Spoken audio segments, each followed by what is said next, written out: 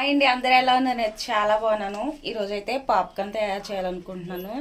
ఇవైతే 10 rupees popcorn ప్యాకెట్లు అండి. పాప్కార్న్ ఎలా తయారు చేయాలో ఒకసారి చూసేయండి. నచ్చితే ప్లీజ్ సబ్స్క్రైబ్. కుక్కర్ పెట్టుకుని ప్రెషర్ కుక్కర్ హీట్ చేసుకోవాలండి. హీట్ చేసుకున్నాక పాప్కార్న్ ప్యాకెట్లు అయితే కట్ చేసుకోవాలి.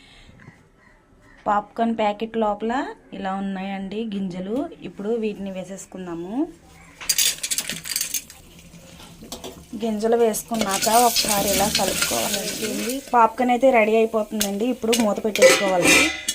మూత పెట్టేసుకుని మధ్య మధ్యలో ఇలా అంటూ ఉండాలి, లేకపోతే మాడిపోతాయండి అడిగి. చూసారా సౌండ్ ఎలా వస్తుందా? సౌండ్ అయితే ఆగిపోద్దండి. అప్పుడు మనం స్టవ్ ఆఫ్ చేసేసుకోవాలి. ఇప్పుడు మూత తీసుకుని చూసుకుందాము. చూడండి, పాప్కార్న్ రెడీ అయిపోయింది. 2 ప్యాకెట్లు నాకు ఈ ప్రెషర్ కుక్కర్ అంతా నిండిపోయిందండి. మీరు కూడా